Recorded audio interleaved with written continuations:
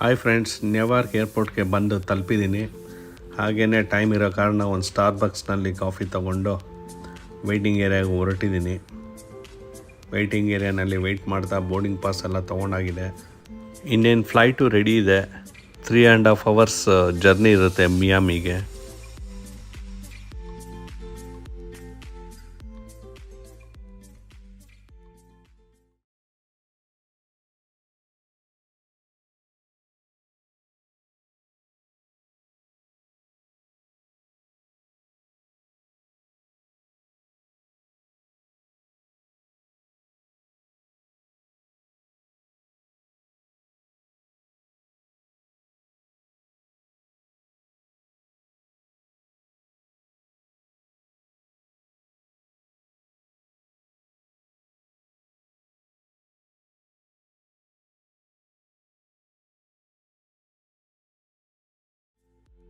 Miami ಬಂದು land ಆಗಿದ್ದೀನಿ.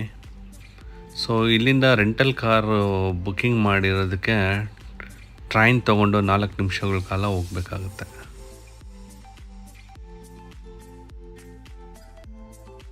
Grocery ಸ್ಟೋರ್ಗೆ ಬಂದಿದ್ದೀನಿ.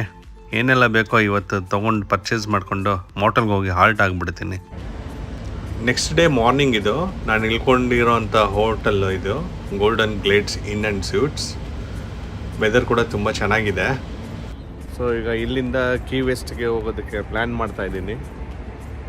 ಸೊ ಈಗ ಒಂದು ಕಾಫಿ ಕುಡಿಯೋಣ ಅಂತ ಅಂದ್ಬಿಟ್ಟು ಒಂದು ಕೊಲಂಬಿಯನ್ ಕಾಫಿಗೆ ನಿಮ್ಮನ್ನೆಲ್ಲ ಕರ್ಕೊಂಡು ಹೋಗ್ತಾ ಇದ್ದೀನಿ. ಸರಿ, ಸುಮಾರು ಇಲ್ಲಿಂದ 171 ಮೈಲಿ ಆಗುತ್ತೆ ಕೀ ವೆಸ್ಟ್ಗೆ. ಮಿಯಾಮಿನಲ್ಲಿ ಟ್ರಾಫಿಕ್ ಬಂದು ತುಂಬ ಇರುತ್ತೆ.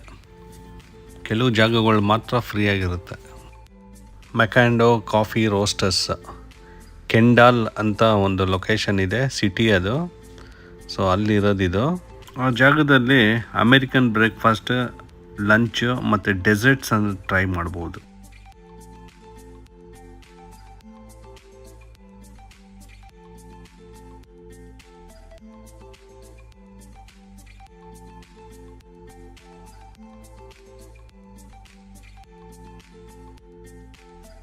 ಈ ಜಾಗ ಬಂದು ಮೆಕ್ಯಾಂಡೋ ಕಾಫಿ ರೋಸ್ಟರ್ಸ್ ಅಂತ ಕೀ ವೆಸ್ಟ್ಗೆ ಹೋಗೋ ದಾರಿನಲ್ಲಿದೆ. ಇದು ಕೊಲಂಬಿಯನ್ ಕಾಫಿ ತುಂಬ ಫೇಮಸ್ ಇಲ್ಲಿ.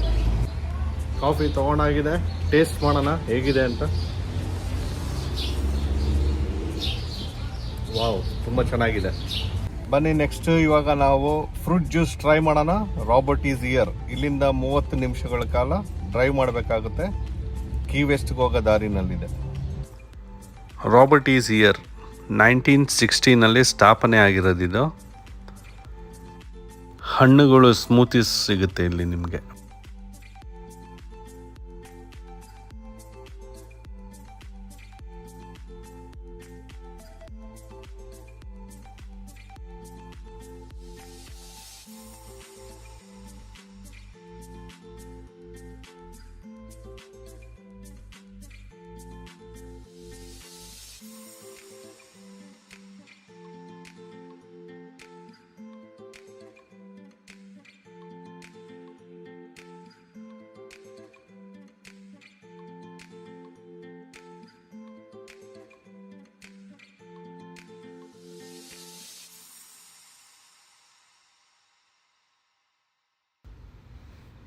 ನೋಡಿದ್ರಲ್ಲ, ನಾನು ಹೇಳಿದಾಗೆ ಎಷ್ಟು ವೆರೈಟೀಸ್ ಹಣ್ಣುಗಳಿದೆ.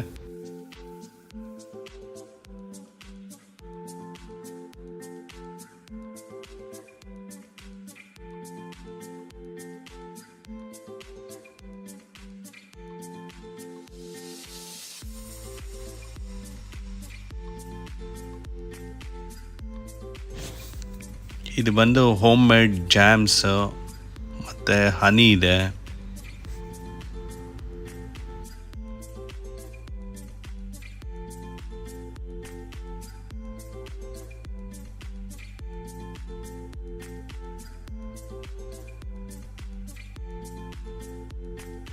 ಹಾಗೆ ನೋಡಿಕೊಂಡು ಬ್ಯಾಕ್ ಸೈಡಲ್ಲಿ ಎಕ್ಸಿಟ್ ಆದರೆ ನಿಮಗೆ ಚಿಕ್ಕದಾಗಿ ಒಂದು ಅನಿಮಲ್ ಫಾರಮ್ ಇದೆ, ಮತ್ತು ಪ್ಲೇ ಏರಿಯಾ ಇದೆ, ಪಿಕ್ನಿಕ್ ಟೇಬಲ್ಸ್ ಇದೆ. ಸೇಮ್ ಅದೇ ಜಾಗದಲ್ಲೇ ನೀವು ಫ್ರೂಟ್ ಜ್ಯೂಸ್ ತೊಗೊಂಡಾದ್ಮೇಲೆ ಒಂದು 10 ನಿಮಿಷದಕ್ಕೆ ಟೈಮ್ ಸ್ಪೆಂಡ್ ಮಾಡಿ. ಅನಿಮಲ್ಸ್ ಎಲ್ಲ ಇದೆ, ವೆರೈಟಿ ಅನಿಮಲ್ಸ್ ಇದೆ, ಅದನ್ನೆಲ್ಲ ನೀವು ನೋಡ್ಬೋದು.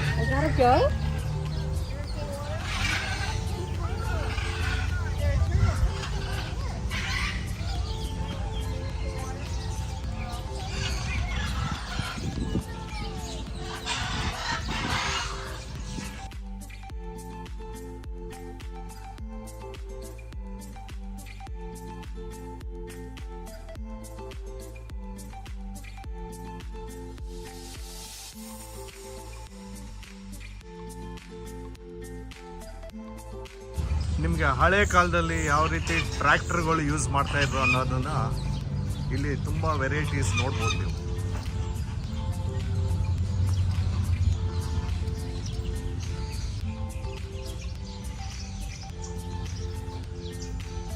ಇಲ್ಲೊಂದು 15 ನಿಮಿಷ ಟೈಮ್ ಸ್ಪೆಂಡ್ ಮಾಡಿದ್ರೆ ಸಾಕು, ನೀವು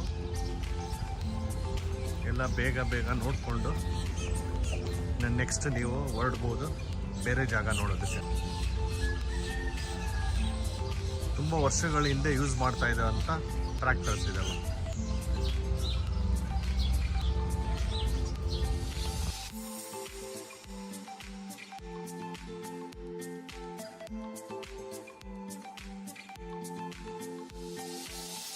ಓಕೆ, ಇಲ್ಲಿ ಇರೋವಂಥದ್ದನ್ನೆಲ್ಲ ನೋಡಿದ್ದಾಯಿತು. ಈಗ ನಾನು ಏನು ಆರ್ಡ್ರ್ ಮಾಡಿದೆ ಫ್ರೂಟ್ ಜ್ಯೂಸ್, ಅದನ್ನ ತಗೊಂಡು ನೆಕ್ಸ್ಟ್ ಜಾಗಕ್ಕೆ ಹೊರಡೋಣ. ಯಾಕಂದರೆ ತುಂಬ ಟೈಮ್ ವೇಸ್ಟ್ ಮಾಡೋಕ್ಕಾಗಲ್ಲ. ಸೊ ಎಷ್ಟೆಷ್ಟು ಬೇಗ ಆಗುತ್ತೆ ಅಷ್ಟೆಷ್ಟು ಬೇಗ ಮುಗಿಸ್ಕೊಂಡು ಹೋಗ್ತಾ ಇರೋಣ. ಇಲ್ಲಿ ನೋಡಿ, ಸ್ಮೂತಿ ರೆಡಿಯಾಗಿದೆ. ನಾನೇನು ಆರ್ಡ್ರ್ ಮಾಡಿದೆ, ಸ್ಟ್ರಾಬೆರಿ, ಬ್ಲ್ಯಾಕ್ಬೆರಿ, ಚೆರಿ 3 ಹಣ್ಣುಗಳು ಮಿಕ್ಸ್ ಆಗಿರೋವಂಥ ಸ್ಮೂತಿ. ಬನ್ನಿ ಟೇಸ್ಟ್ ಮಾಡೋಣ ಹೇಗಿದೆ ಅಂತ.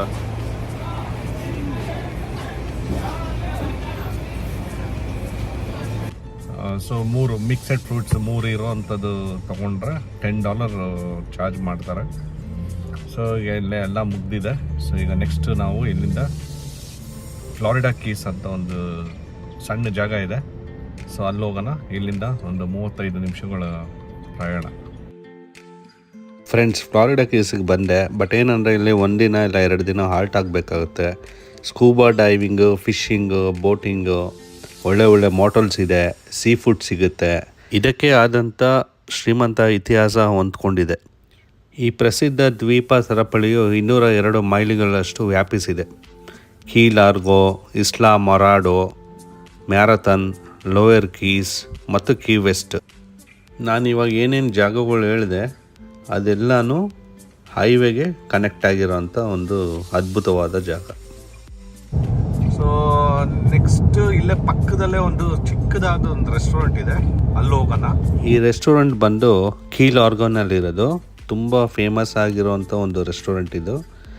ಇಲ್ಲಿ ವೆರೈಟಿ ಫುಡ್ ಸಿಗುತ್ತೆ, ಬಿಸ್ಕೆಟ್ಸ್ ಸಿಗುತ್ತೆ, ಅಟ್ಮಾಸ್ಫಿಯರು ತುಂಬ ಚೆನ್ನಾಗಿರುತ್ತೆ. ಇವ್ರದ್ದೇ ಆದಂಥದ್ದು 2 ರೆಸ್ಟೋರೆಂಟ್ ಇದೆ, ಒಂದು ಲಿಟಲ್ ರೆಸ್ಟೋರೆಂಟ್, ಒಂದು ಬಿಗ್ ರೆಸ್ಟೋರೆಂಟ್. ಬನ್ನಿ ಮೆನ್ಯೂ ನೋಡೋಣ. ಟೂ ಮಚ್ ಐಟಮ್ಸ್ ಇದೆ, ಕೆಚಪ್ಸ್ ಇದೆ, ಸಾಸಸ್ ಇದೆ. ನಾನೇನು ಫುಡ್ ಆರ್ಡರ್ ಮಾಡಿದೆ ಆಲ್ರೆಡಿ ಬಂದಿದೆ, ನೋಡೋದಕ್ಕೂ ಚೆನ್ನಾಗಿದೆ. ಚಿಕನ್ನು, ಪೊಟೆಟೊ ಚಿಪ್ಸು, ಸಲಾಡ್ಸ್ ಇದೆ, ಕೆಚಪ್ ಇದೆ. ಟೇಸ್ಟ್ ಮಾಡಿ ನೋಡೋಣ. ಫ್ರೆಂಡ್ಸ್, ಸಣ್ಣದಾಗಿ ಒಂದು ಊಟ ಆಯಿತು. ಇವಾಗ ಇಲ್ಲಿರೋ ಲೋಕಲ್ ಪೀಪಲ್ನ ಕೇಳಿದೆ ಇಲ್ಲಿ ಬಂದಿರೋದಕ್ಕೆ ಏನು ನೋಡೋಂಥ ಜಾಗ ಇದೆ ಅಂತ. ಸೊ ಅವ್ರು ಹೇಳಿದ್ರು ಇಲ್ಲೊಂದು ಹ್ಯಾರೀಸ್ ಬೀಚ್ ಆ್ಯಂಡ್ ಪಾರ್ಕ್ ಅಂತ ಒಂದು ಜಾಗ ಇದೆ. ಸೊ ಅಲ್ಲಿ ಒಂದು ಜಾಗನ ನೋಡಿಕೊಂಡು ನೀವು ನೆಕ್ಸ್ಟ್ ಕಂಟಿನ್ಯೂ ಮಾಡ್ಬೋದು ಕೀ ವೆಸ್ಟ್ಗೆ ಅಂತ ಹೇಳಿದ್ದಾರೆ. ಸೊ ಅದನ್ನೇ ಇವಾಗ ನಾನು ಮಾಡ್ತಾಯಿದ್ದೀನಿ. ಸೊ ಅಲ್ಲಿಂದ 12 ನಿಮಿಷ ಅಂತ ಹೇಳಿದ್ದಾರೆ. ಓಕೆ, ಹ್ಯಾರೀಸ್ ಪಾರ್ಕ್ ಅಂತ. ಸೊ ಇಲ್ಲಿ ಬಂದು ಮಕ್ಕಳೆಲ್ಲ ಆಟ ಆಡ್ತಾ ಇದ್ದಾರೆ.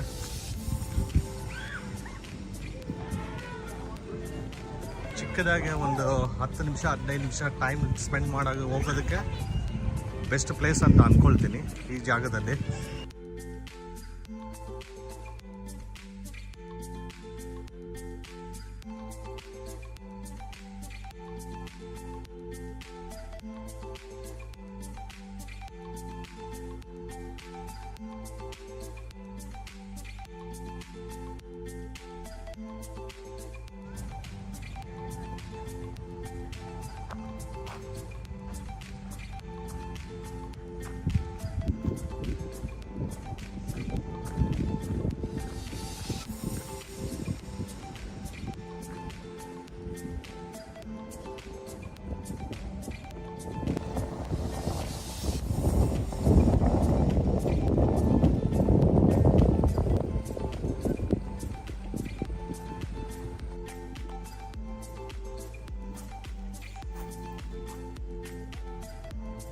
ಎಷ್ಟು ಕ್ಲಿಯರ್ ಆಗಿದೆ ನೋಡಿ ವಾಟರು. ನೋಡಿ ಅದ್ರ ಬಗ್ಗೆ ಚಿಕ್ಕದಾಗಿ ಒಂದೇ ಒಂದು ಇದಾಕಿದ್ದಾರೆ, ನೋಟಿಸ್ ಹಾಕಿದ್ದಾರೆ. ಗೈಸ್, ಈ ಬೀಚಿಗೆ ಬರಲೇಬೇಕಂತ ಏನಿಲ್ಲ. ಚಿಕ್ಕದಾಗಿ ಒಂದು ಪಾರ್ಕ್ ಇದೆ ಮತ್ತು ಒಂದು ಬೀಚ್ ಇದೆ. ನಿಮ್ಗೇನಾದ್ರು ಟೈಮ್ ಸ್ಪೆಂಡ್ ಮಾಡಬೇಕು ಒಂದು 15 ಮಿನಿಟ್ಸ್ ಅಂದರೆ ಇಲ್ಲಿ ಬಂದಿದ್ದಕ್ಕೆ ಕೀಲ್ ಆರ್ಗೋನಲ್ಲಿ ಏನೂ ನೋಡೋಕ್ಕಾಗಲಿಲ್ಲ ಅಂತ ಏನೋ ಟೈಮ್ ಸ್ಪೆಂಡ್ ಮಾಡಬೇಕಂತ ಅನ್ಸಿದ್ರೆ ಈ ಜಾಗಕ್ಕೆ ವಿಸಿಟ್ ಕೊಡ್ಬೋದು ಒಂದು 15 ಮಿನಿಟ್ಸ್. ಇಸ್ಲಾ ಮರಾಡ ಇಲ್ಲ ಅಂದರೆ ಐಲಾ ಮರಾಡ ಅಂತಲೂ ಹೇಳ್ತಾರೆ ಇಲ್ಲಿ. ಸೊ ಇಲ್ಲಿ ಒಂದು ಹಿಸ್ಟ್ರಿ ಆಫ್ ಡೈವಿಂಗ್ ಮ್ಯೂಸಿಯಂ ಇದೆ, ಫ್ಲಾರಿಡಾ ಕೀಸ್ ಇದು. ಸೊ ಒಳಗಡೆ ಹೋಗೋಣ. ಅಡಲ್ಟ್ಗೆ $15 ಪೇ ಮಾಡಬೇಕಾಗುತ್ತೆ ಟಿಕೆಟ್ಗೆ. ಮ್ಯೂಸಿಯಮ್ಗೆ ಬಂದಿದ್ದೀನಿ. ಮ್ಯೂಸಿಯಮಲ್ಲಿ ಒಂದು 3 ನಿಮಿಷಕ್ಕೆ ಒಂದು ವಿಡಿಯೋ ಇದೆ. ಆ ವಿಡಿಯೋ ನೋಡಾದ್ಮೇಲೆ ಸೊ ಒಳಗಡೆ ಎಂಟ್ರ್ ಆಗ್ತೀನಿ.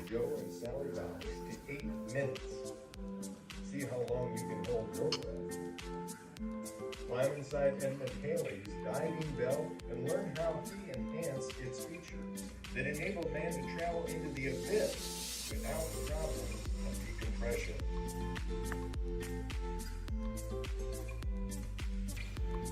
ಡಾಕ್ಟರ್ ಜೋ ಮತ್ತು ಶಾಲಿ ಬಾಯರ್ 40 ವರ್ಷಗಳ ಅವಧಿಯಲ್ಲಿ ಇದೆಲ್ಲನೂ ಕಲೆಕ್ಷನ್ ಮಾಡಿರೋದು ಫ್ರೆಂಡ್ಸ್.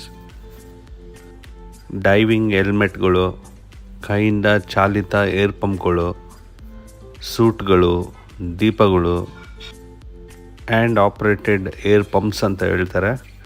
ಅದಾದಮೇಲೆ ಛಾಯಾಚಿತ್ರಗಳು, ಪುಸ್ತಕಗಳು, ಇದೆಲ್ಲನೂ ಸಂಗ್ರಹಿಸಿದ್ದಾರೆ ಈ 40 ವರ್ಷಗಳಲ್ಲಿ. ದೇಶಗಳಿಗೆ ತಿರುಗಿ ಇದನ್ನೆಲ್ಲ ಅಲ್ಲಿಂದ ತೊಗೊಂಡು ಬಂದಿದ್ದಾರೆ. The history of diving museum ಬಂದು 2000 ಇಸ್ವಿನಲ್ಲಿ ಓಪನ್ ಮಾಡಿದ್ದು. ಆದರೆ ಸಂಪೂರ್ಣವಾಗಿ 2005ರಲ್ಲಿ ಅವರು ಪಬ್ಲಿಕ್ಗೆ ಅಂತಲೇ ಓಪನ್ ಮಾಡಿದ್ರು.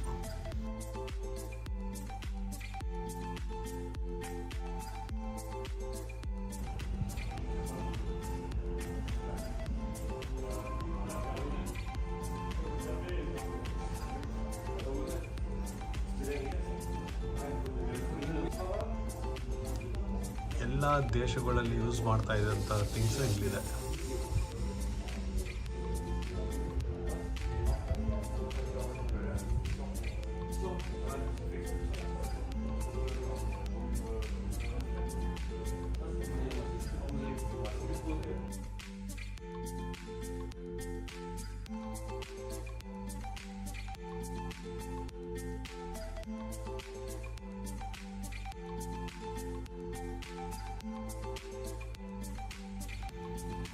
ನೋಡಿ, ಹೆಚ್ಚು ಕಮ್ಮಿ ಒಂದು 40 ದೇಶಗಳ ಕಲೆಕ್ಷನ್ಸ್ ಇದೆ ಇಲ್ಲಿ.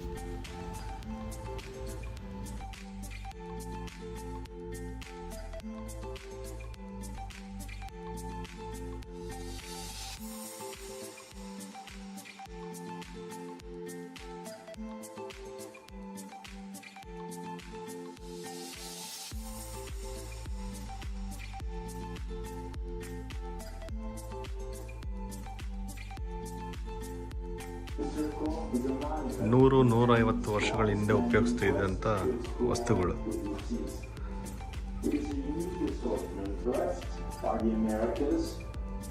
The central 3 panels are European nations, and you will see this has the greatest variety of design.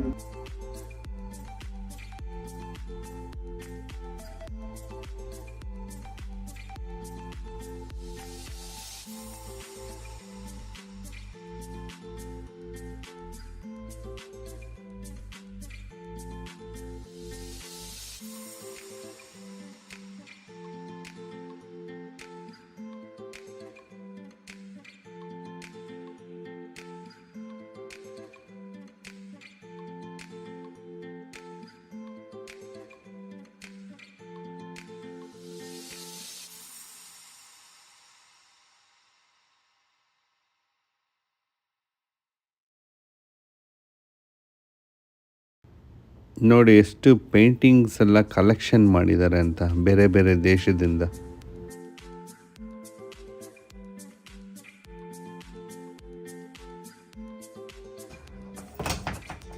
Guys, ಒಳಗಡೆ ಮ್ಯೂಸಿಯಂ ಮುಗಿಸ್ಕೊಂಡು ಹೊರಗಡೆ ಬಂದರೆ ನಿಮ್ಗೆ ಏನಾದ್ರು ಶಾಪಿಂಗ್ ಮಾಡೋ ಅಂಥದ್ದಿದ್ರೆ ಶಾಪಿಂಗ್ ಮಾಡ್ಬೋದು, ಮಾಡ್ಕೊಂಡು ಮುಗಿಸ್ಕೊಂಡು ಹೊರಡ್ಬೋದು. ಓಕೆ ಗೈಸ್, ಪುಟಾಣಿದು ಒಂದೇ ಒಂದು ಪರ್ಚೇಸ್ ಮಾಡಿದೆ ಫ್ರಿಜ್ ಮೇಲೆ ಅಂಟಿಸೋದಕ್ಕೆ. It's a magnet one. So ಈಗ ಇಲ್ಲಿ ಮುಗೀತು ಮ್ಯೂಸಿಯಮ್ಮು. ಸೊ ಈಗ ಇಲ್ಲಿಂದ ನೆಕ್ಸ್ಟ್ ಪ್ಲೇಸ್ಗೆ ಹೋಗೋಣ.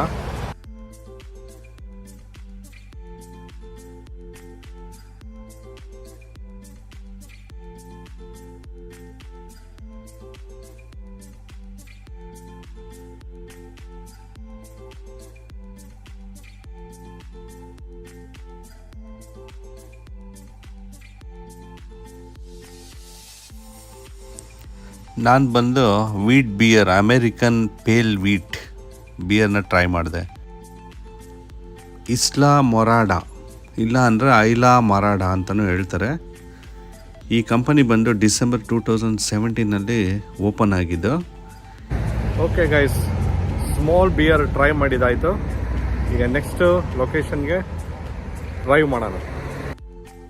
ಕೀ ವೆಸ್ಟ್ಗೆ ಹೋಗೋ ದಾರಿನಲ್ಲೇ ಈ ಮಾನ್ಯುಮೆಂಟ್ ಇದೆ.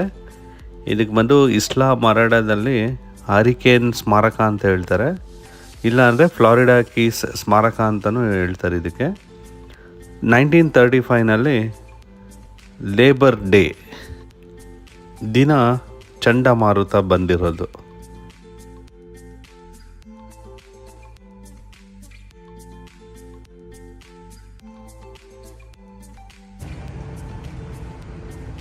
ಡೆಡಿಕೇಟ್ ಮಾಡಿರೋ ಅಂಥ ಒಂದು ಜಾಗ ಗೈಸ್ ಇದು.